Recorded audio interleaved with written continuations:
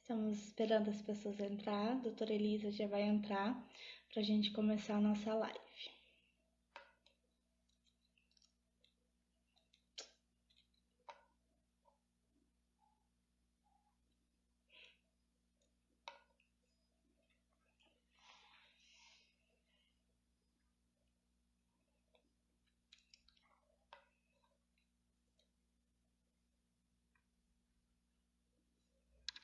Ok.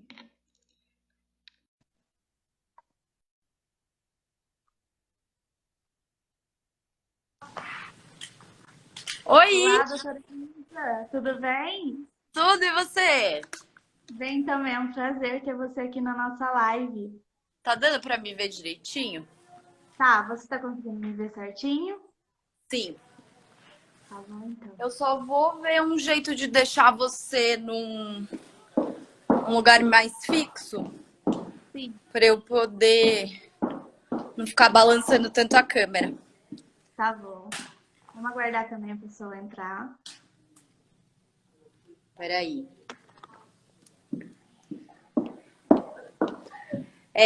Sabe o que eu ia te falar? Você conseguiu ditar as perguntas na sequência? Porque eu tava respondendo agora aqui Uhum.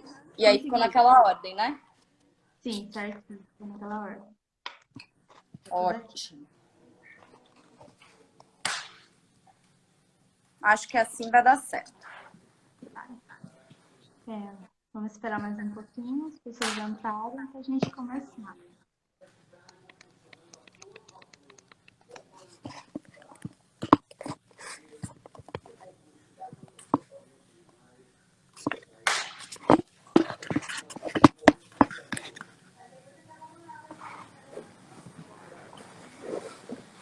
Tá com a sua aguinha aí? Tô aqui. Tá tudo certinho aqui. E o Tá. som, tá bom? Você consegue me ouvir bem? Consigo. A doutora consegue me ouvir certinho? Consigo. Tá bom. Senta fazendo certo aí, Viviane? Tá bom. Vamos começar. Pode ser, doutora? A hora que a doutora der. São 8h27, né? Vamos começar esperar 8h30 certinho. É que dá um nervosismo. Mas vamos começar a esperar dar 8h30 certinho.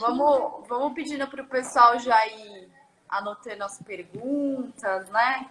Isso. E normalmente eu vou explicando e aí as pessoas às vezes vão fazendo perguntas, então é bom você ir anotando as que você acha legal eu responder. Tá bom. Não sei se a gente faz uma pausa no meio, dependendo de quantas tiverem, para não ficar tão cansativo, né? Que eu acho que a ideia é mais bater um papo do que dar uma aula, né? É verdade. Para tirar mais as dúvidas das pessoas sobre a depressão, ansiedade, né? Exatamente. Deixa eu ver. Entrando bastante gente. Você consegue ver quantas gente? Consigo. Ah, ali, tô vendo. 19? 19. Bacana. Gente, a gente vai esperar até pontualmente 8h30 para quem estiver entrando ainda não perder nenhuma parte, né? Sim. Será que eu tô compartilhando no meu também? Acho que não, né? Deixa eu ver.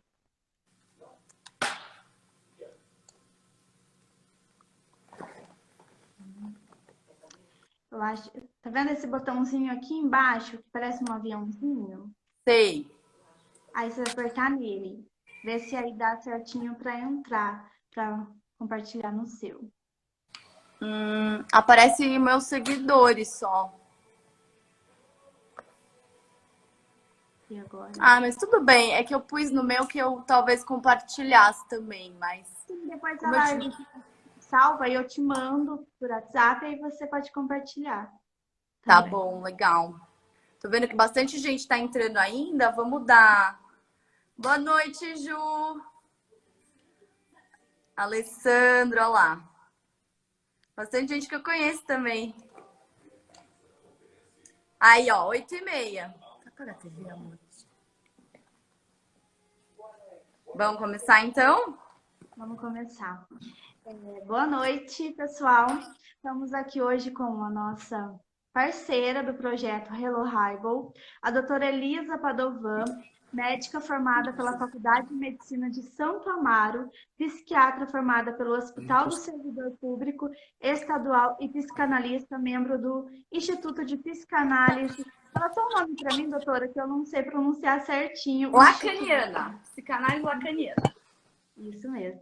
E a gente está com esse projeto, tá? Eu estou desenvolvendo ainda, mas está dando tudo certo, graças a Deus, o projeto sobre o Hello Hannibal, tá? Eu vou explicar rapidamente. Eu tive depressão durante 2 anos, depressão profunda. Eu fiquei completamente cama, só não fui internada. E tive depressão, crise de pânico social e ansiedade. Tive muitas percas na minha vida. E depois que eu melhorei, eu falei assim, não, preciso dar a volta por cima e preciso mudar isso. E comecei a projetar, né, fazer o projeto para dar certo. Eu entrei em contato com a doutora Elisa e a doutora Elisa topou, deu sim. E agora eu deixo a palavra com ela, porque ela topou esse projeto para estar ajudando muita gente. Bom, gente, boa noite. Obrigada pela presença de vocês.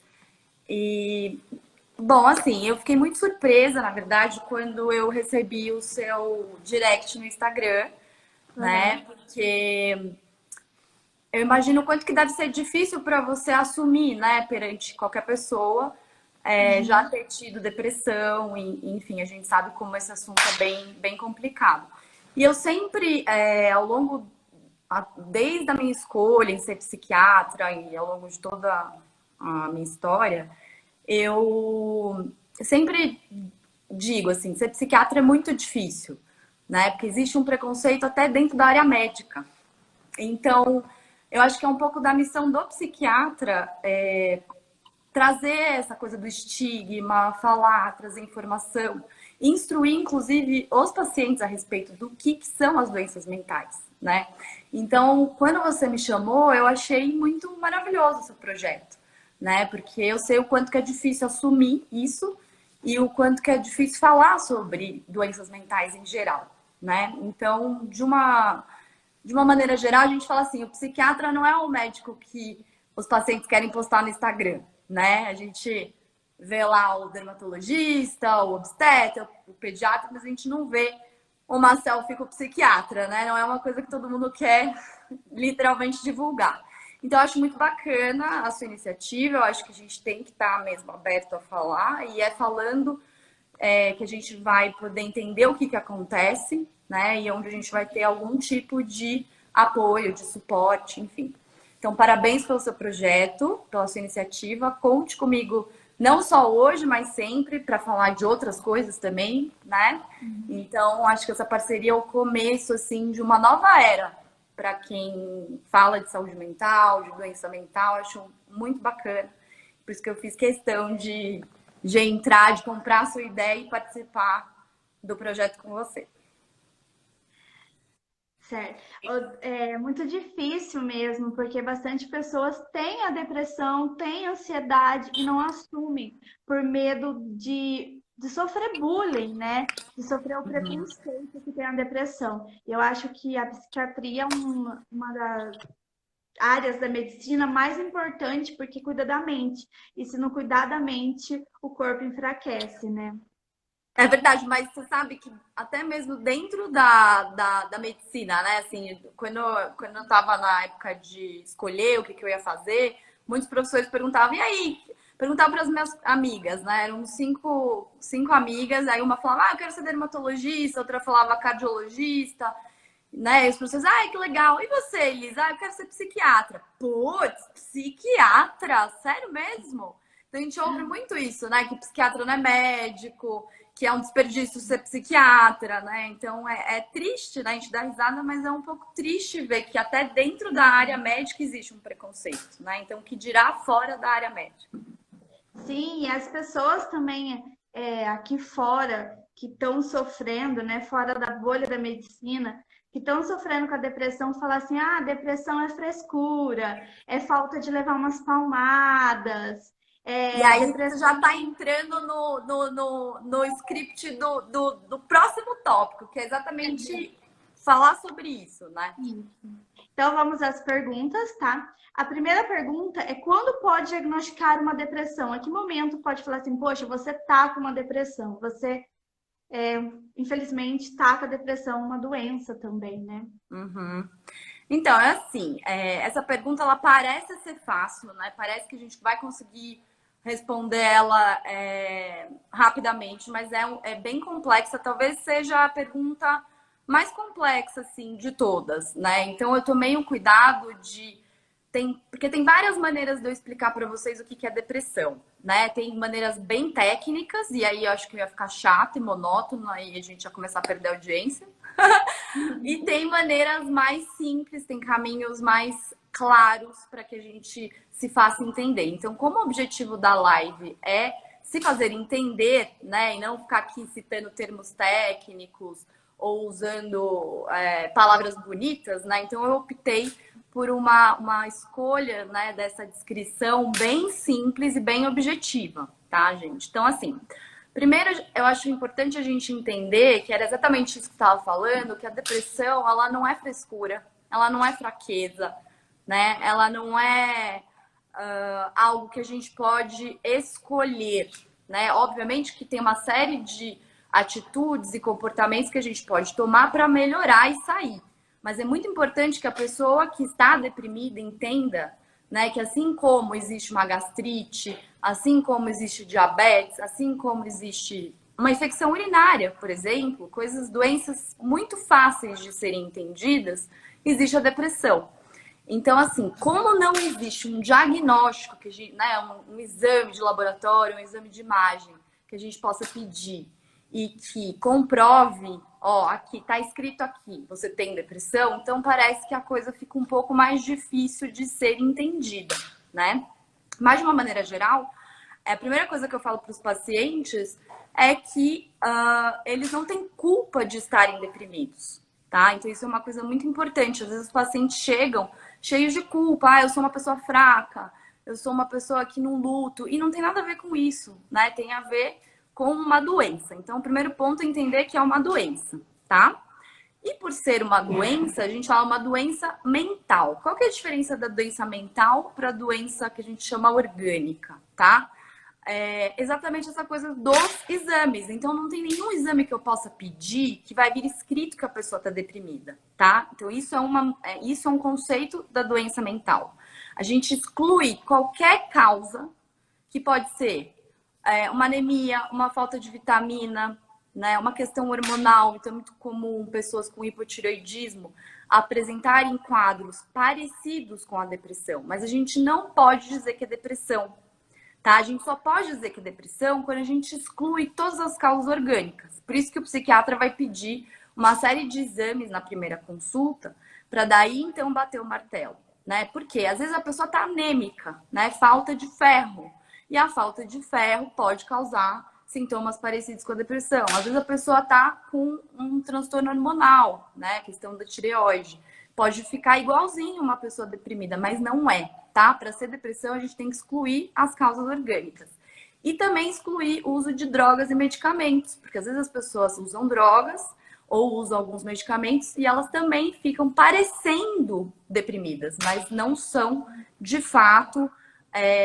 O diagnóstico é feito por exclusão. Então, excluiu causas orgânicas, excluiu o uso de drogas, excluiu tudo isso, aí sim a gente pode começar a pensar nos sintomas, né? Então, quais seriam os sintomas que vão definir o diagnóstico da depressão? Tem várias classificações, tá, gente? Então, não estou aqui para ser assim tão rigorosa e explicar todas as classificações, senão isso aqui viraria uma live eterna, né? Mas eu resolvi pegar o DSM, porque a gente tem o CID e o DSM, que são duas maneiras mais gerais de se classificar as depressões.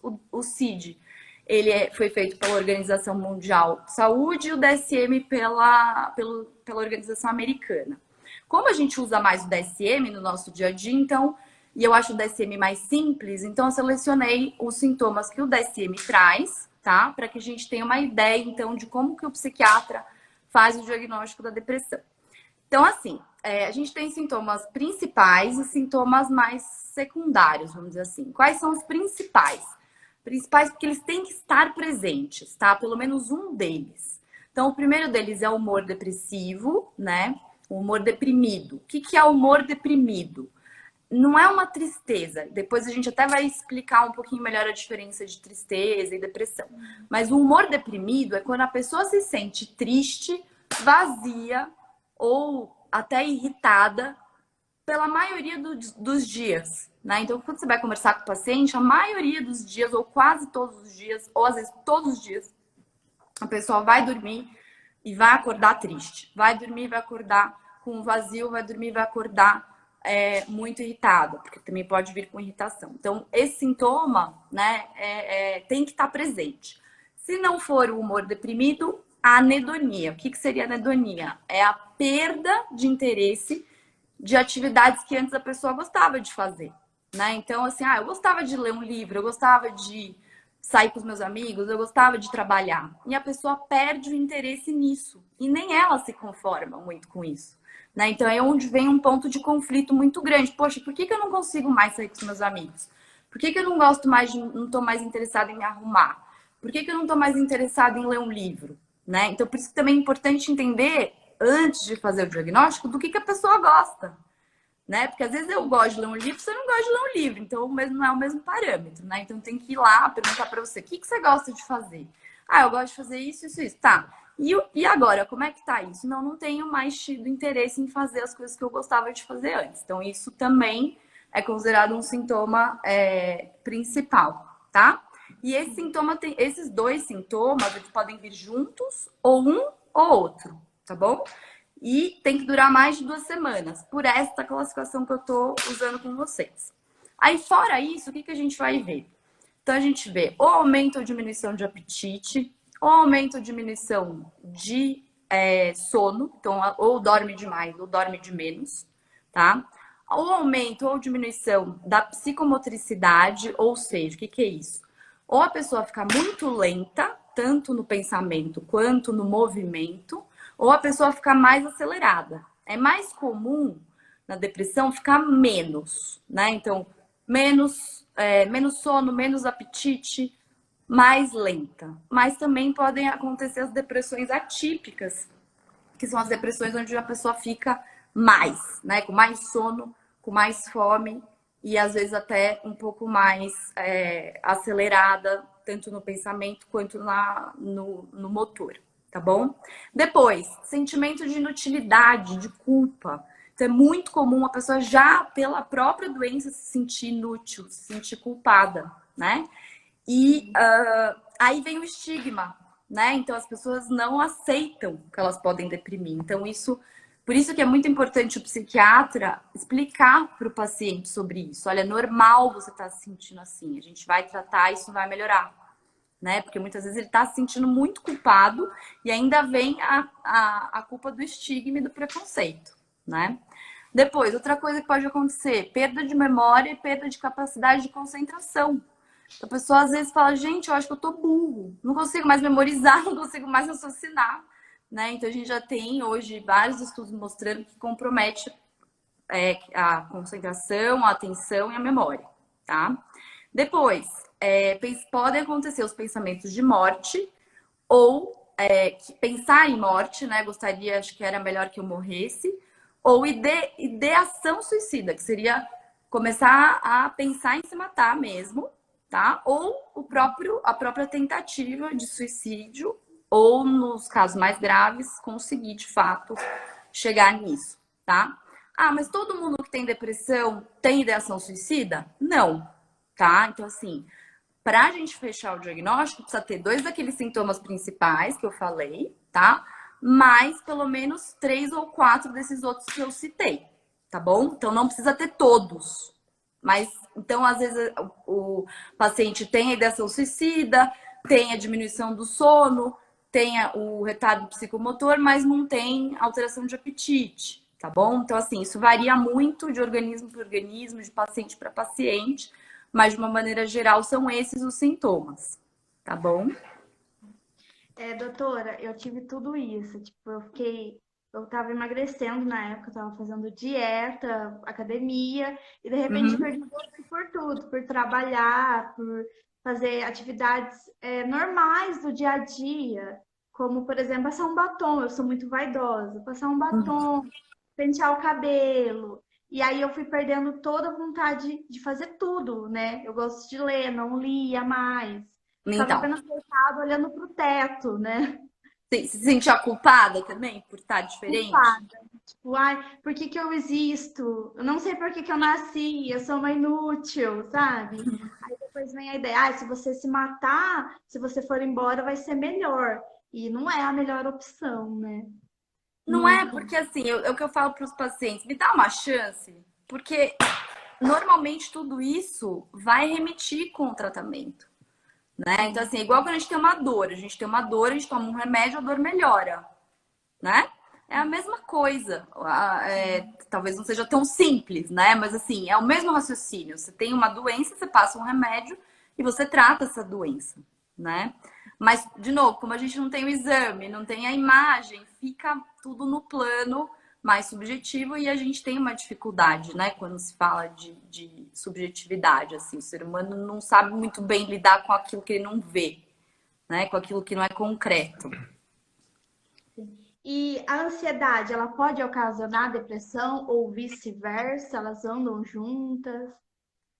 Então, na verdade, assim, eu não diria que ela pode ocasionar, tá bom? Mas a ansiedade, ela pode ser um sintoma que vem dentro de um quadro depressivo. Inclusive, tem um tipo de depressão que é a depressão ansiosa. Então, você tem o humor deprimido, mas ao mesmo tempo você tem uma ansiedade que é sentida no corpo, né? E na cabeça também muito grande. Mas aqui vale lembrar que, assim, a ansiedade, ela pode ser doença ou não, tá bom? Nem toda ansiedade é doença. Então, quando que a ansiedade é doença? Quando ela começa a comprometer a vida da pessoa. Então, tem aquela ansiedade que é boa até, ansiedade que impulsiona a pessoa, né? Então, às vezes, é até bom ser um pouco ansioso, porque a ansiedade faz a pessoa se mexer. O problema é quando a pessoa não sai daquilo e fica muito ansiosa, sempre pensando no futuro, no que pode acontecer, começa a ter taquicardia, começa a ter falta de ar. Então, são sintomas ansiosos que podem estar dentro dos quadros depressivos. E eu falo para os pacientes, é como se fossem primos. A ansiedade e a depressão, elas são primas. Então, assim, é muito comum, às vezes, o paciente começar ansioso e aí deprimir, ou às vezes estar deprimido, depois ficar ansioso, ou às vezes ter os dois ao mesmo tempo, tá? Então, ansiedade e depressão, elas andam juntas, mas lembrando que eu tô falando da ansiedade patológica, não da ansiedade que impulsiona a gente positivamente, tá? Sim. Perguntaram, né? E eu vi que perguntaram, e aqui no nosso questionamento também tá. Uhum. Familiares podem ajudar a curar, a melhorar a depressão? Então, eu não diria que pode, que não usaria a palavra cura, tá? Eu acho que os familiares, os amigos podem auxiliar no tratamento. Por quê? Porque a gente a gente fala de rede de apoio, né? Quanto mais a pessoa tiver família perto, alguém para conversar, alguém para até ajudar a estimular, né? Às vezes o paciente deprimido precisa de estímulo, né? Então, quanto mais a gente tiver pessoas legais, tratando a gente bem, e dando amor, e dando carinho, melhor a situação fica, né? Isso não quer dizer que uma pessoa solitária ou sozinha não possa se curar da depressão também. Mas eu acho que, sim, quando você tem familiares, quando você tem amigos por perto, inclusive, quando esses familiares e amigos sabem o que é depressão, entendem o que é, né? Estão bem instruídos, estão bem orientados, aí sim eles podem auxiliar no tratamento e na prevenção de novos episódios. Agora, se o familiar e os amigos não sabem sobre o tema e pensam ali naquele jeito mais estigmatizado, aí pode ser que eles piorem, né? Porque daí a família não entendendo pode cobrar, a família não entendendo pode julgar, né? Amigos podem falar coisas que não vão acrescentar, né? Pelo contrário, vão reforçar aquela culpa. Então eu digo que depende muito de quem tá ali na família, de que instrução a família tem. E por isso também é papel do psiquiatra, às vezes, chamar a família, chamar amigos. Eu já fiz isso várias vezes, e conversar, explicar, orientar, né? Porque é aquela coisa, informação é tudo, né? Então a gente também tem que, como o psiquiatra tem que saber sobre isso, também é função dele ajudar o paciente nisso, porque às vezes o paciente não tem nem energia, né, para conseguir explicar ou conseguir orientar, né? Então aí entra um pouco o papel do psicólogo, né? Os psicólogos me ajudam muito nesse ponto de aumentar a rede de apoio, né? Então, acho que respondi sua pergunta, né? Sim, aí a próxima seria se eles podem ocasionar a depressão. Eles podem Então, ajudar a entrar no um pouco fundo que eu já do te falei, poço. tudo depende do familiar e do amigo. Se eles estiverem instruídos, né, eu acho que pode ajudar. Agora, se não tiver instrução, né, e dependendo da dinâmica familiar, às vezes a gente tem famílias mais difíceis, famílias que brigam muito, que discutem, que cobram, que exigem. Então, esse tipo de dinâmica familiar costuma atrapalhar, até porque um dos fatores de risco para a depressão é o ambiente que você vive. Então, o quanto que esse ambiente é favorável para você ter boas relações ou desfavorável. Então, se é um ambiente que tem muita briga, tem muita discussão, que tem estresse, né? Não é um ambiente favorável. Então, pode sim, não digo ocasionar 100%, né? Não vamos dizer, a família é a culpa da minha depressão. Não. Mas, às vezes, um ambiente familiar ruim pode colaborar para a pessoa deprimir ou não melhorar ou recair. Tá bom? Uma pessoa que quer cometer suicídio, ela dá sinais? Ela fala uma forma de um vídeo, de um status, de um stories? Ela dá algum sinal? Sim, na verdade, assim, é importante lembrar que o suicídio ele não acontece só nos quadros depressivos, tá bom? Então, o suicídio ele é uma das características que pode estar dentro de várias doenças mentais. Mas vamos pensar na depressão, que é o tema da live. Sim. Então, assim, para um indivíduo chegar com uma ideação suicida, ele provavelmente começou numa depressão leve, a moderada, e aí ele evoluiu para uma depressão grave. Então, o que isso quer dizer? A pessoa não acorda de um dia para o outro saudável e fala, hoje eu acordei com vontade de me matar, e vai lá e se mata. Não é assim que acontece. Então, a pessoa primeiro tem que adoecer. Muitas vezes ela pede ajuda, tá? Ela dá sinais de que ela não tá bem. E aí, depois ela começa a entender que talvez ela não consiga sair daquilo. E aí, dependendo de como a coisa for caminhando e do que acontecer, aí sim ela começa a planejar, e aí pode ser que ela chegue ao suicídio, ou pelo menos a tentativa, tá? Mas é muito raro, na verdade eu nunca vi, mas enfim, a gente nunca diz que uma coisa é 100%, da pessoa acordar de um dia para o outro e já querer se matar e ir lá e se matar. Tá bom? Então é importante a gente saber que a maioria das vezes a pessoa já vem adoecendo, já vem pensando a respeito, pede muitas vezes ajuda, tá? E aí, então, vai acontecer o suicídio. Por isso que muitas vezes quando alguém se suicida, quem tá em volta fica um pouco mexido, fala, puxa, o que aconteceu?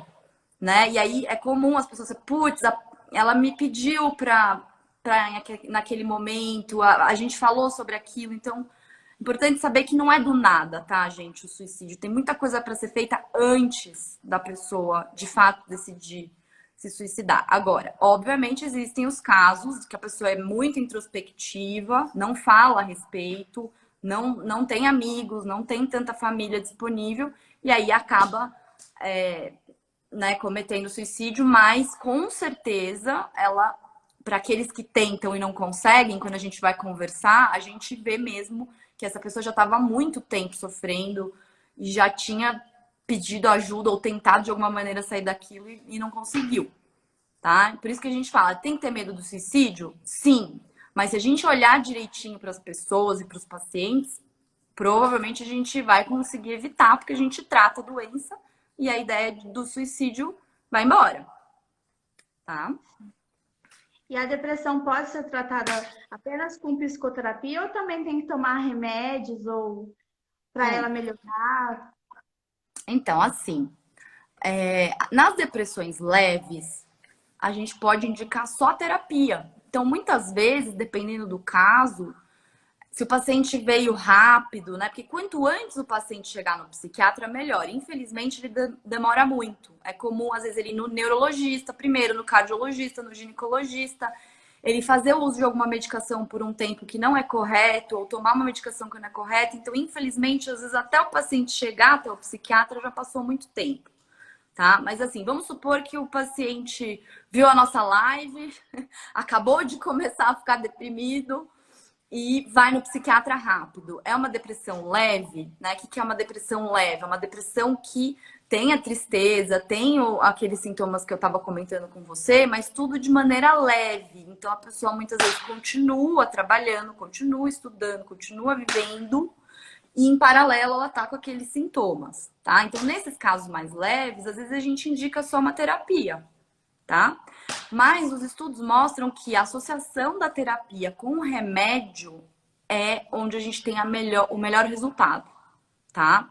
Mas eu gosto muito de envolver o paciente nessa escolha. Às vezes o paciente não está disposto a começar o remédio logo de cara. Ele se sente muito desconfortável com o fato de sair com um diagnóstico de depressão e mais prescrição, sabe assim?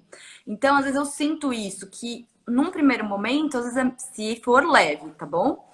Melhor não medicar. Vamos ver, vamos fazer uma terapia. Volta aqui semana que vem, vamos conversar mais. E aí, de repente, nesse conversar, nessa terapia, não precisa do remédio, tá? Agora, pensando numa coisa moderada, grave, não tem como você não medicar. Porque é muito intenso, é muito doído e até a terapia, às vezes, não entra logo de cara. Porque o paciente está tão triste, está tão para baixo, tá tão sem energia que para ele ficar meia hora, 40 minutos falando dele é impossível, né? Às vezes a memória tá tão comprometida que ele não vai conseguir fazer uma terapia de cara. Então, é caso a caso, tá? Mas sim, é possível tratar a depressão só com a terapia, quando ela for leve. E a terapia, às vezes, não é indicada porque o paciente não consegue fazer uma terapia, tá? Mas o melhor tratamento é quando a gente associa os dois. Por isso que eu trabalho com muito psicólogo, né? Porque eu acho, sim, que só o remédio não resolve. Porque a gente tem que rever também o que a gente está fazendo, quais são as escolhas, o que a gente precisa mudar, né? Tem uma série de coisas que a terapia vai abordar, quais foram os traumas que essa pessoa sofreu, né? Por que ela se sente culpada de coisas. Então, tudo isso a terapia vai tratar muito mais do que o remédio. O que o remédio vai fazer? O remédio vai diminuir a intensidade dos sintomas, a tristeza melhora, o choro melhora, os sintomas melhoram. Mas a gente vê que um paciente que só toma remédio, muitas vezes ele não consegue sair do remédio. Exato. Porque ele não muda, entendeu? A maneira como ele se vê, ele não muda a maneira como ele se relaciona. Então, ele continua estressado, ele continua muito insatisfeito com um monte de coisa. E aí, o remédio você não consegue tirar, porque ele melhora da depressão, mas na hora que você tira o remédio, como ele não mudou totalmente, então aí vem uma recaída às vezes. Então, eu gosto muito de tirar remédio depois de um certo tempo do tratamento, porém com a condição da terapia. Porque eu sei que essa terapia vai sustentar isso, entendeu? Às vezes só da pessoa falar, desabafar, ela já melhora, né? Porque muitas vezes a Sim, gente pega uma amiga e desaba em desabafos e acaba, nossa, que alívio, parece que ela é a melhor pessoa do mundo, mas não, é porque você soltou. Eu fazia uma coisa quando eu ia na terapia, eu hum, sempre acontecia um momento triste, assim, uma coisa muito deprimente para mim, porque tudo desabava de repente. Aí eu sempre gravava o que eu tinha acontecido e escrevia. Depois eu falava para minha psicóloga: olha, aconteceu isso, eu não sei como resolver o meu problema. Como que eu posso ajudar? Aí ela falava assim, legal, vamos conversar sobre isso. Uhum. É, então você vê, dá um suporte muito grande, né? Uma segurança, acolhimento, tudo isso é papel da terapia, né? E não tem como dizer que não ajuda e que muitas vezes não resolve, resolve muito, né? Só o remédio, Não. não sou a favor. Mas, por exemplo, tem paciente que não gosta de falar, então eu também vou obrigar esse paciente a fazer terapia, né? Então a gente diz para ele, olha, se você fizesse seria talvez melhor, mas a escolha mesmo de ir para uma terapia tem que estar de acordo com o paciente, não tem como a gente obrigar o paciente a nada. Por isso também, quando a gente começa a tratar, eu no meu caso, quando eu começo a tratar um paciente, primeiro eu preciso entender se ele quer ser tratado. Ponto Sim. um, né? Porque às vezes o paciente procura a gente, mas na verdade ele não quer o tratamento, né? Então o ponto um é, você quer ser tratado? Você acha que faz sentido o meu diagnóstico e tudo mais? Estamos juntos? Porque senão não adianta nada, ele vira as costas e não toma o remédio, entendeu? Não faz a terapia, E né? falando em terapia, vamos falar de animais de estimação. Eles ajudam a melhorar a fase difícil da depressão. Eu vejo pelo Denver. Ele me ajudou muito. Ele é a paixão da minha vida. Eles ajudam. Então, vou te dizer assim, tudo pode ser que você fique até brava comigo. Todas as minhas respostas são depende, né? Vamos Aham. supor.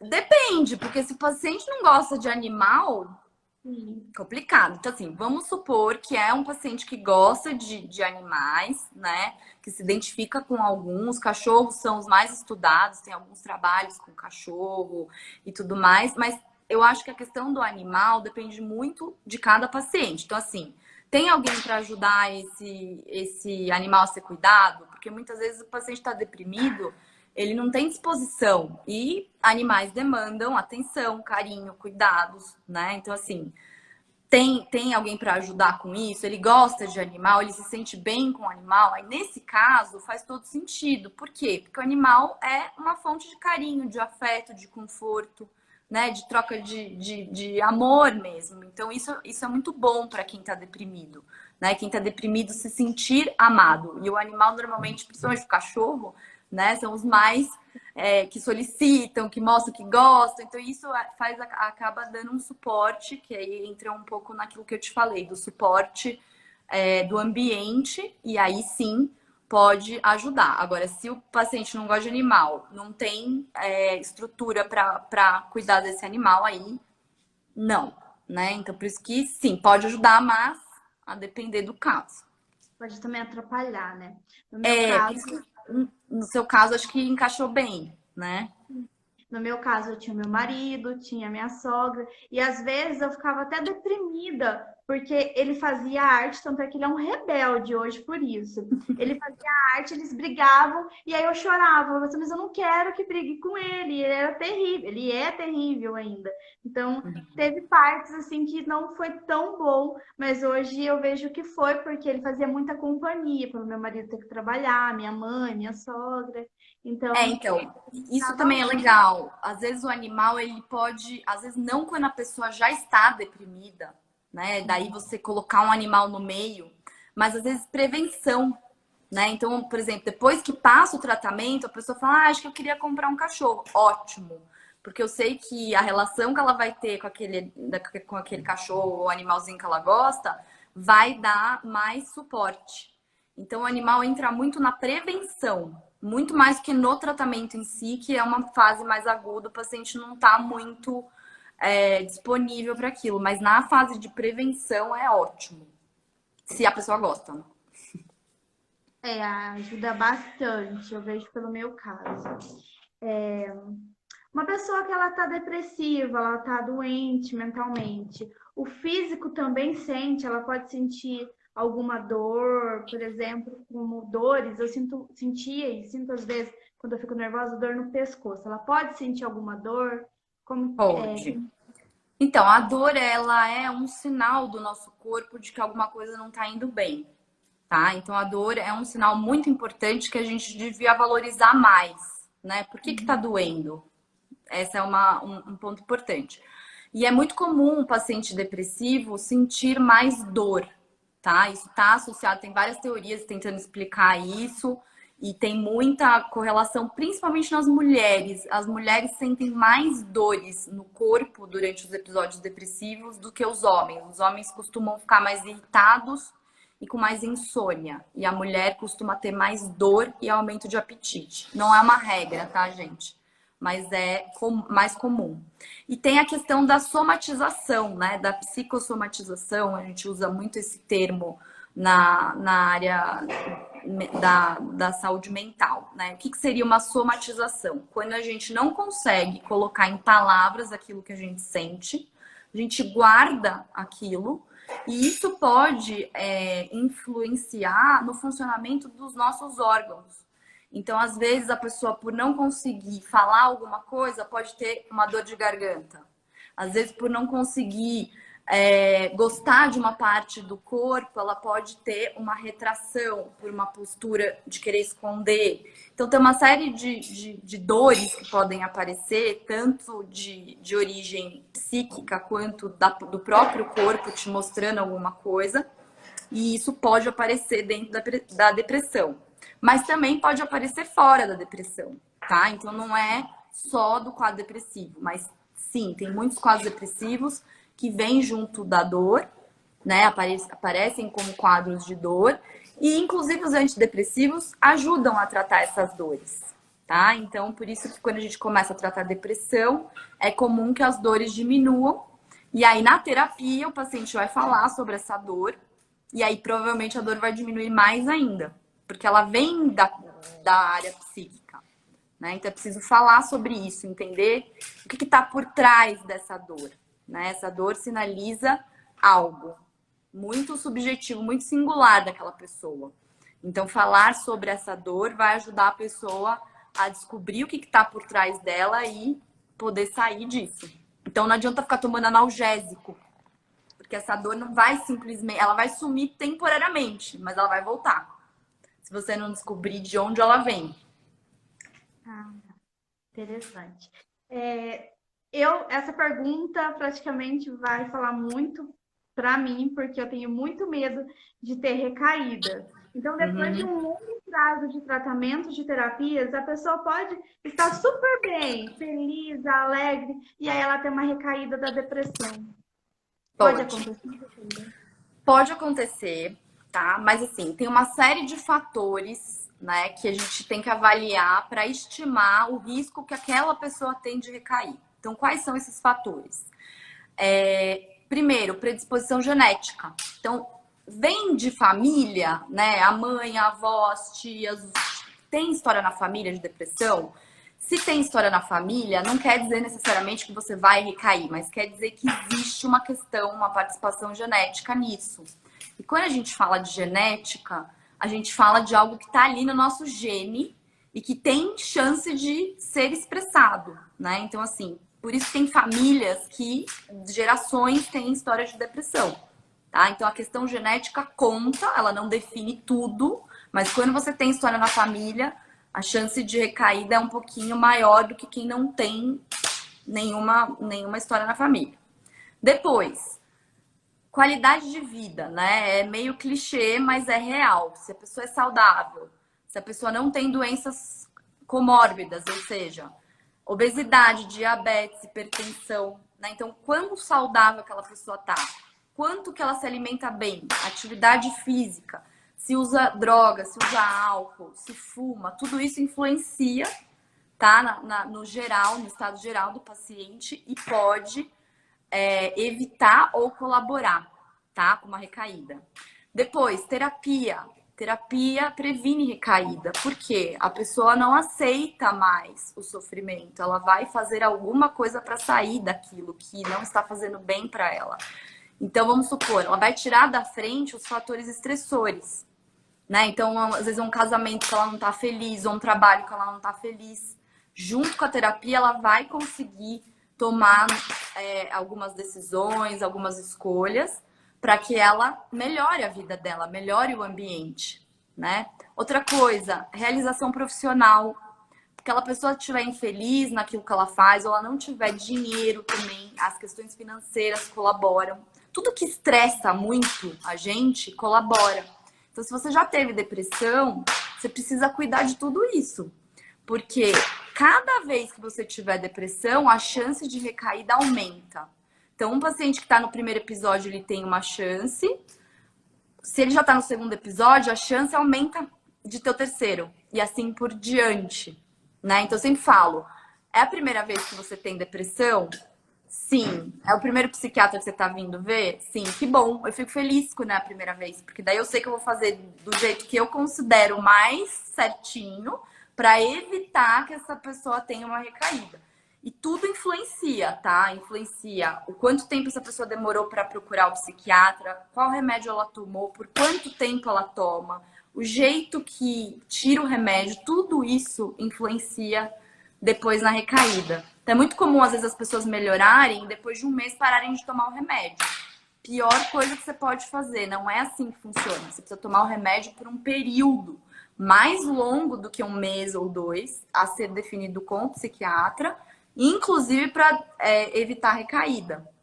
Então, é muito sério e a gente sabe que muitas vezes as pessoas não fazem do jeito que seria o mais correto, e aí por isso elas recaem, né? Então a gente poderia ter menos recaídas se a gente tratasse melhor. Mas infelizmente não é o que acontece, então a gente vê muita recaída. A família também tem que estar sempre atenta com a pessoa, amigos, família, em geral, tem que estar sempre atento com aquela pessoa para ajudar ela a não recair de novo na depressão.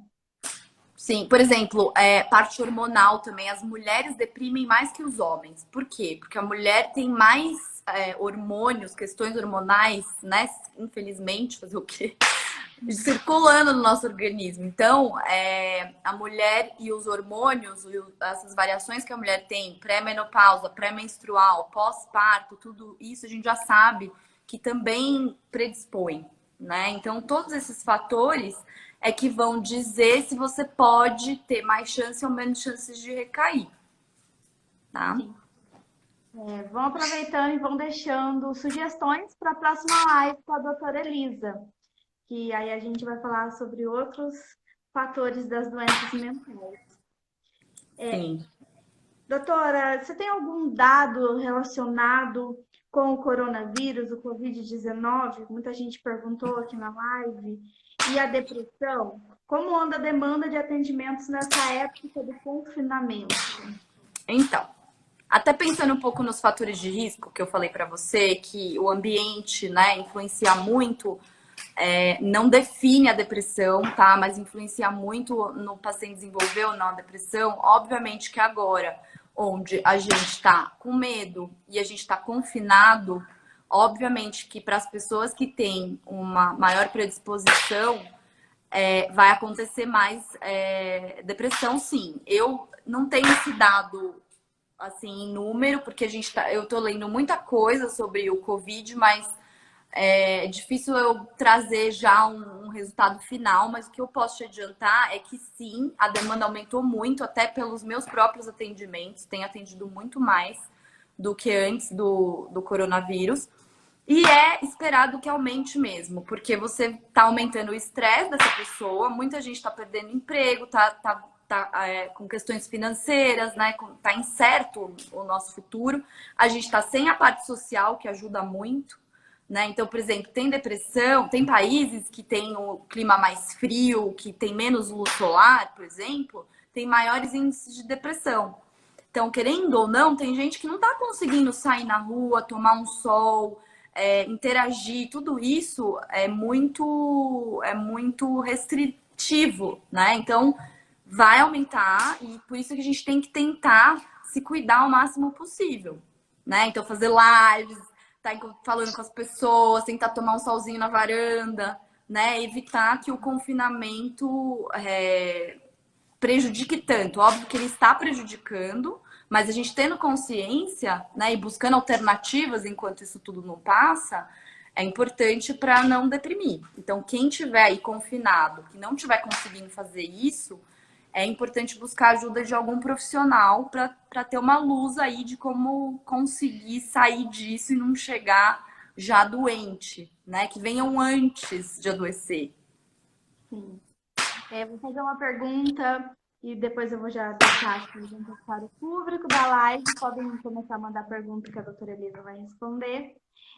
Doutora Elisa, a pessoa colocar metas para o futuro, sonhos, assim, por exemplo, eu quero fazer uma viagem, eu quero superar isso, quero fazer uma viagem, quero conseguir aquele emprego do sonho, fazer uma faculdade e tudo mais. Isso ajuda a superar a fase difícil da depressão?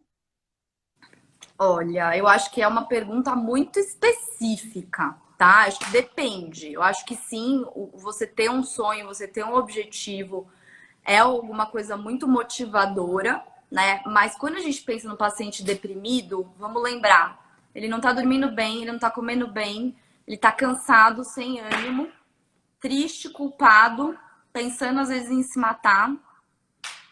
Se você coloca ali um grande objetivo, muito provavelmente ele não vai conseguir naquele momento, tá? Mas, obviamente, que tudo depende. Às vezes o paciente fala, putz, porque eu tô engajado nesse sonho, eu tenho que passar por isso, eu tenho que vencer isso, né? Então, assim, é difícil de generalizar. Então, pode ser que ajude, né? Para um caso de alguém que está muito motivado a atingir aquele objetivo, mas pode ser que atrapalhe dependendo do grau de comprometimento do paciente. Então, de novo, depois que ele se tratou, ter um grande sonho, um grande objetivo vai ser maravilhoso, porque ele vai estar pronto e saudável para ir atrás daquilo, né? Mas durante a depressão, eu costumo dizer que é um momento onde a gente pendura os sonhos, a gente não esquece deles, mas a gente deixa eles ali, penduradinhos, né? Porque a gente não tá bem para poder pensar, raciocinar, planejar, executar. Então a gente pendura ali e depois, quando resolve o problema, a doença, e pega de volta e corre atrás. Estou vendo algumas perguntas. Aqui a Rosemeire, né? Ela está ajudando bastante também no projeto. Ela perguntou: nós, mães de filhos especiais, estamos muito propensos a ter depressão e nessa quarentena está pior. Como que uma mãe, assim, que tem um filho especial, ela pode. Ela tem a chance de entrar numa depressão, como ela pode ajudar a resolver essa fase? Porque é muito complicado, né, doutora? Sem dúvida. Eu acho assim, o primeiro passo é não ter medo do psiquiatra e procurar de uma vez o psiquiatra. Por quê? Nada contra as outras especialidades, mas querendo ou não, hoje em dia a medicina está muito específica. Então, o psiquiatra é o médico mais capacitado para avaliar se aquela pessoa está deprimindo, não está deprimindo, o que está acontecendo com ela. Então, quanto antes buscar um psiquiatra, eu entendo que às vezes a gente vai atrás de um psiquiatra e é um psiquiatra do plano, não tem muito tempo para conversar, né? A gente tem muitas dificuldades. Às vezes o psiquiatra não quer ouvir, enfim. Mas conseguindo uma indicação de um psiquiatra legal, vá ao psiquiatra. Porque às vezes você vai lá, bate um papo e ele não vai te medicar. Ele só vai te ouvir e te ajudar, te instruir, te informar. Então, acho que o primeiro passo é buscar o psiquiatra. Se você não quiser buscar o psiquiatra, então um psicólogo, né? Assim, ou um ou outro. Acho que tanto faz começar por um ou por outro, porque um bom psicólogo vai saber o momento de indicar um psiquiatra também, né? Então, às vezes é muito pesado, não quero ir no psiquiatra agora porque eu não sou louco. Isso é bobeira, mas vamos supor que a pessoa pense assim, então vai no psicólogo, né? Busque ajuda de um profissional. E no caso de alguém que está cuidando de alguém especial, peça ajuda, né? Porque às vezes eu vejo que o cuidador ele se exige muito. Não, tem que ser eu, só eu sei fazer, né? Então, às vezes pede ajuda, tira um day off se puder, ou alguém para vir em casa, né, assim, ali que possa te ajudar. Tudo bem que a gente está isolado, mas assim, às vezes a gente precisa de alternativas, né? Então, pedir ajuda, buscar atendimento médico com psiquiatra ou uma terapia online. Agora a gente tem um monte de psicólogo disponibilizando atendimentos sem custo, né? Então, entra em sites que possam unir, assim, grupos de terapia também são maravilhosos para quem cuida de pessoas especiais, ou para quem é um cuidador, não precisa nem ser de um paciente especial, pode ser de um idoso, né? Ou de um paciente que tenha necessidade de ser cuidado. É importante o cuidador lembrar que ele está constantemente sob estresse. Então, ele precisa ter um momento dele, sabe? De poder tomar um banho, de comer, de dormir, de se preservar mesmo. Às vezes os cuidadores ficam muito desgastados, né? Então, enfim, não sei se respondi bem a tudo, mas acho que começa por aí. Bem, o Jamar, ele perguntou: Doutora Elisa, parece-me que esse momento de pandemia, a depressão poderá afetar um número muito maior de pessoas? Quais dicas e orientações sobre a possível prevenção para amenizar a depressão? Nessa fase difícil da pandemia, a gente fica mais ainda preocupado, mais ainda depressivo, né, doutora? Porque como eu te falei, tem os fatores de risco. Quais são? Né? Então, os fatores estressores, preocupação extrema, né? Então, tudo isso, a gente está num momento onde a gente está estressado, a gente está preocupado, cada um na sua realidade, mas todos, a grande maioria está estressado, está preocupado. Então, assim, vai aumentar o número de casos, até porque está aumentando os fatores de risco, né? A gente não está conseguindo se exercitar, a gente não está conseguindo se alimentar como antes, nem dormir como antes. Então, a grande maioria das pessoas estão vivendo uma nova realidade dentro de casa. Ok. Então, o que a gente recomenda para a pessoa que está se sentindo mal dentro de casa ou que não está bem? Primeiro ponto, o que você pode fazer para ter uma rotina? Porque a rotina é antidepressiva, gente. Acordar e dormir no mesmo horário, comer no mesmo horário, fazer de uma certa maneira, né? Organizar a rotina é muito importante. Então, é comum o pessoal estar trabalhando de casa ou não está trabalhando, não ter rotina. Vou acordar a hora que eu quiser, vou comer a hora que eu quiser, não vou comer, vou pular a refeição. Isso não é o mais indicado, tá? Então, o ideal é que se tenha uma rotina, que se preserve o horário de dormir, né? Então, assim, todo mundo tá indo dormir mais tarde, acordar mais tarde. Mas isso, para quem tem uma predisposição para depressão, não é bom, tá? Quanto mais tarde a gente vai dormir, pior o nosso organismo responde. Então, não privar sono, tá? É uma coisa importante a se fazer. Tudo bem que tá difícil manter a dieta, mas evitar ter uma dieta muito fora, né, de coisas saudáveis. Então, não esquecer de comer bem e comer saudável, isso vai ajudar. Tentar fazer algum tipo de exercício, isso ajuda a prevenir. Manter a socialização, então às vezes as pessoas estão isoladas em uma ou duas pessoas, mas para isso a gente tem internet, chama para fazer um encontro com os amigos, né? Procure fazer alguma coisa que você gosta de fazer, né? Então busque coisas que você gosta e faça, inclua elas dentro da rotina, né? Dessa nova rotina do coronavírus, que isso com certeza vai prevenir a depressão. Agora, para quem já está deprimido, aí tem que se tratar. Não tem jeito. É remédio, terapia e afins, né? Outras coisas que façam bem para essa pessoa. Me mandaram aqui no WhatsApp, eu tô conseguindo ver a mensagem. Ela pediu para perguntar. Fran, pergunta a ela se a depressão passa de mãe para filho ou filha. Não é passar, né? O que acontece da mãe para o filho? A genética. Então, você, né, vamos supor, você é feito de 50% da genética do seu pai com 50% da genética da sua mãe. Então, se a sua mãe teve depressão, existe uma chance maior de você deprimir. Isso não quer dizer que só porque a mãe teve, você vai ter. Porque a gente não sabe, na verdade, se ela te mandou aquele gene ou não. Entende? Então, é probabilidade. Medicina, a gente trabalha com risco e com probabilidade. Então, se tem história na família, mesmo que não seja a mãe, né? Que seja uma tia, avó, quanto mais história de depressão tiver na família, mais chance da gente herdar aquilo da família. Mas não entre em desespero, não quer dizer que vai ter, tá? Aí vai entrar uma série de outros fatores, como é que essa pessoa vive, se relaciona, se cuida, né? Então aí entra uma série de fatores. Então, o que a gente pode concluir? Se a mãe tem, se a avó tem, se a tia tem, toma cuidado, né? Tenta evitar os fatores de risco, tenta ter uma vida mais saudável, tenta se cuidar mais, porque pode ter mais chance de deprimir do que quem não tem história na família, tá? Mas não é uma coisa assim como que passa direto, não é assim que funciona. A live está com 18 segundos restantes, então se cair a gente volta, porque aqui tá aparecendo 12 segundos restantes. Eles vão cortar a gente? Bom, Ai, que triste. Mas tá bom, gente. Depois a gente deixa salvo.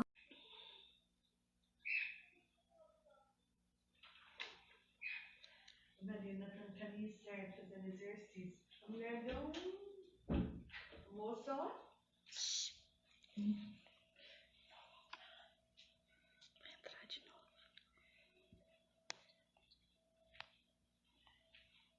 tutorializa sensacional.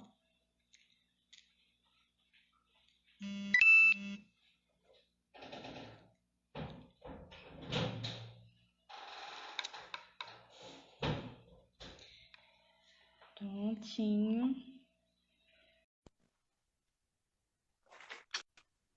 Aí. Cortaram a gente, doutora Lívia. Cortaram nosso barato, hein? Tava tão bom. Será que tem mais gente que queria fazer pergunta? Pessoal, mande as perguntas. Eu vi que o Gissone estava perguntando. O Gissone trabalha na clínica lá comigo. Sim. Ah, minha mãe entrou também. Oi, mãe. A minha também. Oi, mãe. Então, sabe uma coisa que faltou a gente falar? A diferença de tristeza e luto. Acho que é importante diferenciar do luto, porque muitas vezes os pacientes chegam e falam, né? Ah, eu perdi meu pai, perdi minha mãe, tô muito mal, me dá um remédio, né? Não é bem assim, gente. O luto é algo que a gente precisa passar, é uma dor que a gente precisa sentir. Obviamente que é importante avaliar o quanto tá doendo e o quanto que tá afetando aquela pessoa. Às vezes a pessoa já estava deprimida e aí morreu alguém e aí o luto sobrepõe da depressão. Mas a minha ideia, assim, minha recomendação é vá ao psiquiatra ou vá no psicólogo, porque você seja avaliado por alguém que entende, consegue diferenciar, né? E muitas vezes eu tenho que dizer para o paciente, não, isso é normal. O que você está sentindo é normal. Se eu te medicar, eu posso te prejudicar, porque eu vou amenizar aquele sofrimento que a gente sabe que vai passar, porque o sofrimento do luto, ele passa, né? Ele vem, a gente sofre, mas ele passa, né? Diferente da depressão, a pessoa sofre, fica triste, fica mal e aquilo não passa se você não tratar, né?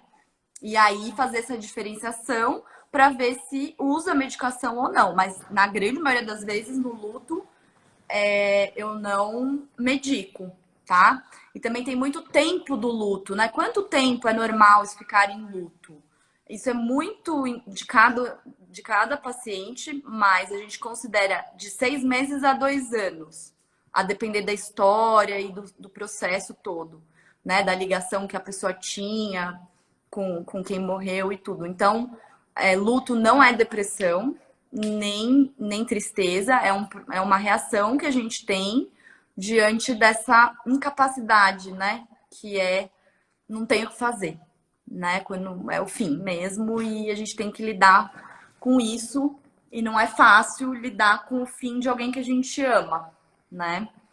Mas faz parte do processo. Então, a gente tem O que que... aconteceu comigo, né? Eu tava melhorando bastante da depressão. Infelizmente, minha tia partiu, eu tinha bastante contato com ela. E aí dá aquela, tipo, ai, aquela tristeza. Você já fala, meu Deus, eu tô voltando a ter a depressão. Que o maior medo de um ex-depressivo, né? É voltar a ter depressão, né? Ah, perguntaram aqui, eu vi a pergunta, falaram assim que, acho que foi até minha tia que perguntou. Faço tratamento com um clínico geral, é correto? Depende do clínico geral, né? Se for um clínico geral que estudou, porque todo médico deveria ser capaz de tratar uma depressão, né? Mas a gente sabe que hoje a medicina ela está muito especializada. Então, depende do clínico. Esse clínico fez algum tipo avançou um pouco no tema, porque na faculdade a gente tem tudo muito de uma maneira geral. A gente não tem a vivência da clínica, né? Então, assim, eu acho que o clínico, na maioria das vezes, ele está habilitado a ter uma noção básica, né? Então, o paciente vai lá, fala, cabe o clínico encaminhar esse paciente para um psiquiatra. Eu acho que ninguém melhor do que o psiquiatra para tratar da depressão, porque a gente vê isso todo dia, toda hora, a gente está imerso nisso, a gente lê muito sobre isso. Então, o clínico, ele está cuidando de outras coisas que também, quando eu encontro nos meus pacientes, não que eu não esteja habilitada, mas é diferente, porque eu não leio um artigo sobre diabetes há mais ou menos 8 meses. Ele leu ontem. Então, assim, é difícil. Não é ele ser melhor do que eu, mas é a área dele, entende? Então, eu prefiro encaminhar para ele quando esbarra numa questão clínica, assim como eu prefiro que encaminhem para mim quando esbarra numa questão psiquiátrica. Porque muitas vezes o que a gente vê? O clínico, ele até sabe fazer o diagnóstico, ele até sabe fazer o indicar o remédio, mas o manejo, a escuta, o acolhimento, a disponibilidade. Eu dou meu telefone para os meus pacientes, eles me acionam quando eles quiserem, né? Óbvio que a gente faz um combinado, porque eu sou uma só para vários. Mas eles têm essa possibilidade do acesso. O clínico vai dar esse suporte, né? Assim, o clínico vai indicar uma terapia, ele, né? Assim, além de ser psiquiatra, eu sou psicanalista, então, quer dizer, eu acho que é melhor cada um cuidar daquilo que se especializou, principalmente hoje em dia. Mas não significa que o clínico que está cuidando lá da sua tia ou do seu familiar não seja um bom médico e não ter, entendeu? Então é difícil eu julgar de maneira geral, mas eu prefiro que um paciente seja tratado por um psiquiatra, tá? Porque eu acho que a gente está mais especializado. Sim, com certeza. Alguém tem mais alguma pergunta? Tem alguma pergunta, amor? Não? Eu acho que eu vi Olha, uma pergunta sobre depressão pós-parto, né? Inclusive, eu tenho um artigo sobre depressão pós-parto. Depois, se vocês quiserem, eu compartilho com vocês. É muito comum a mulher se cobrar, né? Assim, de saber como que é ser mãe. Eu não sou mãe, tá? Mas eu estudo muito a respeito. Eu gosto muito do tema. Já escrevi várias coisas a respeito. Então, o que eu vejo? A mulher, pós o parto, tem uma queda hormonal enorme. Só por isso ela já pode sentir o que a gente chama de blues puerperal, que é uma alteração hormonal enorme que deixa a mulher, entre aspas, louca, né? Então ela se sente triste, ela chora, mas isso é passageiro e isso normaliza em semanas, né? Só que tem mulheres que não normaliza, pelo contrário, piora, né? E aí a mulher se sente extremamente cobrada, porque no momento onde todo mundo cobra que ela esteja feliz, porque ela teve um filho, ela não está feliz, né? E não tem nada a ver com o filho, tem a ver com ela, né? Ela está deprimindo, tem as questões hormonais, tem as cobranças internas, e muitas vezes a mulher não pede ajuda.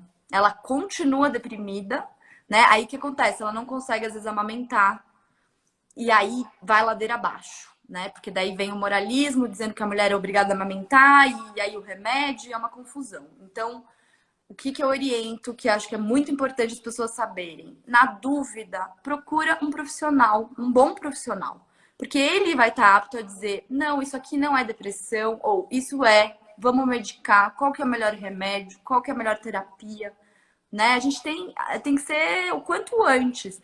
Então, não se culpem se vocês acabaram de ter um filho e estão se sentindo deprimidas. Isso acontece muito mais do que a gente imagina e não é culpa de ninguém, né? Pelo contrário, assim, é algo tratável e dá para resolver. Então, procure logo o médico, porque vai ajudar a sair disso. sim. Então, a doutora está tendo bastante elogio aqui, até a Amanda Pérez, que faz meus filhos. Ela estava super apoiando. Ela falou assim que não te conhece, ela é enfermeira, mas ela está encantada com a sua disponibilidade de esclarecer dúvidas e se colocar tão disponível assim aos pacientes na vivência. Muitos médicos não fazem o acompanhamento certo. Tem alguns pacientes meus, inclusive, falando que eu sou a melhor médica do mundo. Posso mudar Você para vê que São Paulo? funciona, né? Eu vou mudar para São Paulo só por causa da doutora. Não, agora com a telemedicina não precisa. É verdade. Tá vendo, gente? Tem uma vantagem desse Covid todo na nossa vida. A gente evoluiu muito em vários aspectos, né? Então, assim, até acho legal pra gente fechar essa live, esse bate-papo, assim. Como eu tô levando o Covid, tá? Assim, vocês podem falar, ah, a doutora tá super bem e tal. Não, não tô bem. Tem dias que eu acordo muito mal. E tem, do mesmo jeito que vocês ficam mal, também fico mal, apesar de tratar, né, sobre isso e tudo mais. Mas eu acho que a gente tem que tirar um aprendizado disso tudo, né? De rever nossos conceitos, nossos valores, de rever coisas básicas que eu acho que se perderam aí e de se reinventar, né? De se desafiar, né? De ter uma vida feliz mesmo estando confinado, porque não, né? Então, assim, aproveitem o momento para explorarem coisas que vocês não vão poder explorar depois que esse momento acabar, né? Então, façam coisas que vocês não vão poder fazer depois que esse momento for embora e tirem o melhor disso, né? Porque estamos todo mundo no mesmo barco e não adianta ficar chorando e ficar se queixando, né? A gente tem que se mexer, tem que tentar evoluir, aprender.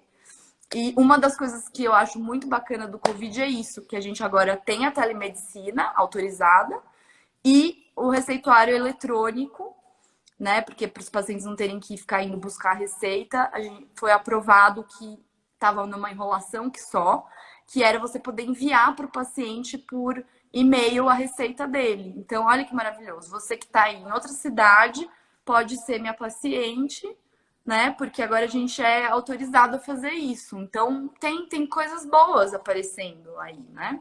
Não é só coisas ruins. Sim, estão perguntando, né, se a doutora faz consulta online, a doutora respondeu. Faço consulta online, como eu sou só uma e eu gosto muito de trabalhar com psiquiatria, eu tô agora, assim como você tem seus projetos, também tem os meus projetos, que treinar mais pessoas, porque eu vejo que às vezes os psiquiatras eles ficam muito restritos em algumas práticas e particularmente eu quando comecei a estudar psicanálise comecei a entender muita coisa, sabe? Me ajudou muito ter estudado psicanálise.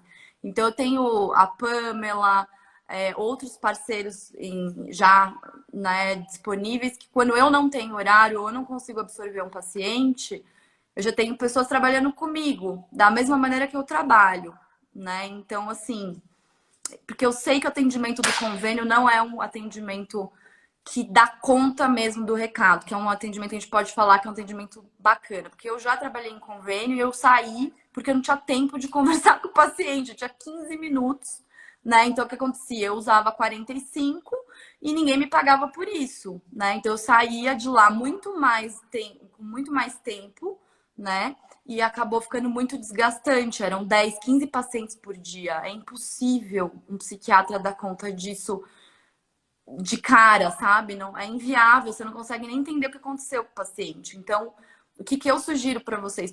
Procurem psiquiatras particulares e negociem o valor. Façam uma proposta para o psiquiatra. Peçam um reembolso, sabe? Porque realmente esse modelinho de consulta 15 minutos, eu acho que para a psiquiatria não funciona.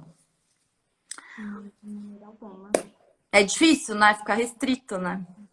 Você quer contar? Às vezes eu sou do lado do paciente, a doutora do lado da medicina. Então, por isso que deu certinho a conjunção dos dois. Porque às vezes você quer falar tanto pro psiquiatra, olha, eu preciso disso, eu quero apoio, eu quero aquilo. E aí o psiquiatra fica lá preocupado porque já passou a hora, óbvio, é o trabalho de vocês. Já passou a hora, e aí fica aquela coisa assim que não entende, um não entende o outro. E Não tem que ter uma alcança. conexão, né? Uma vibe assim, juntada, tudo complementar, né? Exato, é importante ter o telefone do psiquiatra ou pelo menos alguém que possa te dar um suporte, porque às vezes você tem um efeito colateral do remédio, né? Você precisa falar com o psiquiatra, você não tá passando bem com aquela medicação, então você precisa ter um telefone para pedir ajuda.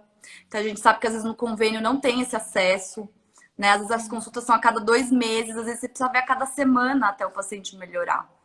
Né? Então, assim, eu tenho plena consciência de que o modelo de saúde mental no Brasil é muito complicado e, assim, depende da gente também, né? De buscar alternativas e não aceitar esse tratamento tão restrito, né? Assim, tão difícil de ser colocado em prática, né? Porque Por deixa isso um que eu pouco a desejar, né? muito. Por isso que eu criei o projeto, porque é uma coisa pouco falado. E quando você fala de suicídio, depressão, você posta sobre isso, é aquele tabu. Ai, você tá sofrendo com isso? Quando precisa, ninguém aparece para perguntar. Você tá sofrendo com isso? O que que tá acontecendo? Não, gente, eu só tô orientando sobre o suicídio, que depressão também mata, e o suicídio, não preciso nem falar, né? Então, é um tabu as pessoas falarem sobre depressão, suicídio e outros problemas aqui mentais que pediram para mim. E para Uhum. encerrar, doutora, quem quiser consultar com a doutora, né, que eu vi que tem bastante gente perguntando aqui, minha mãe mesmo quer bastante, Uhum. eu preciso, né? Ah, E aliás, a gente precisa ver nosso horário, hein?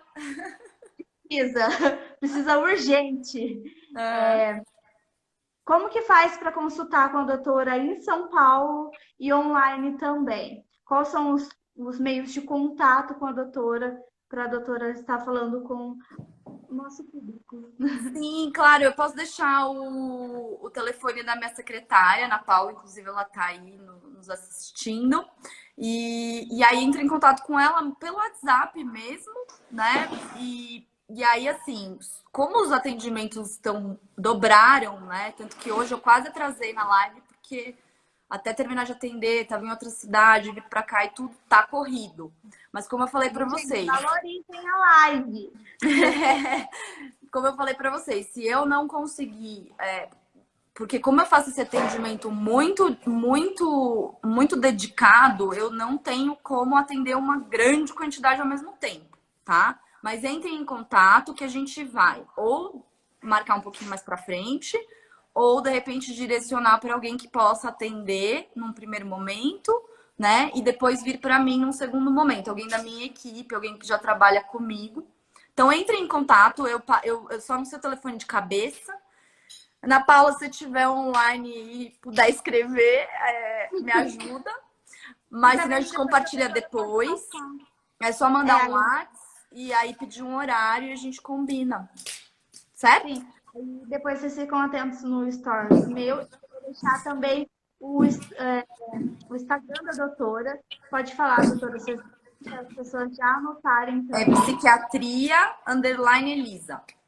Isso. Aí vocês entram no Instagram dela também, porque foi lá que eu consegui, com bastante esforço, porque ninguém queria apoiar e a doutora foi sensacional. Deu um show nessa live. Não, e o E meu também Instagram ele ainda tá muito no começo, ainda não tive tempo de mexer nele, mas logo, logo eu tô pedindo até ajuda para uma profissional e ela vai me ajudar a desenvolver um conteúdo muito bacana. Inclusive, vocês podem me mandar sugestões de temas que vocês querem conversar, ou de lives ou de posts. E eu vou investir. Esse é um dos projetos Corona, né? Meus, que é investir no Instagram e nesse acesso para a gente discutir saúde mental, psiquiatria, psicanálise. É tudo que eu amo, então, assim, para mim é um prazer, não é trabalho, é só. faz com amor. E eu vou É, dar um spoiler para vocês. A doutora Elisa chamou eu para entrevistar ela para uma live dela, hein, gente? É só um spoilers aí, é. Daí a né? gente vai E aí eu fazer vou deixar invertido, né? invertido. Eu vou perguntando praticamente isso, mas aí vai ser a live da doutora Elisa, então quero que vocês acompanhem ela também, porque ela foi muito paciente nesse caso, ajudou muita gente aqui, principalmente eu, né? É uma espada de dois gumes, então acerta vocês quanto a mim também. E Sim. aí eu vou deixar todos os contatos da Elisa depois desse Stories. Vou mandar para a lista de transmissão que eu tenho no WhatsApp também. E vou deixar aqui também no meu feed do meu Instagram e do Facebook, tá? Doutora Legal. Elisa, foi um prazer Prazer no meu. imenso falar com a doutora. Não dá vontade nem de parar de fazer a live, dá vontade de ficar aqui mais tempo, porque Verdade. são Mas vamos muitas. fazer mais sobre outros assuntos, né? Tem tanta coisa legal para falar. Eu vou deixar um questionário aqui no Stories, gente, para vocês, porque mandaram algumas coisas para a gente dar primeiro a prioridade para o que vocês escolherem para a gente estar falando, tá? Uhum.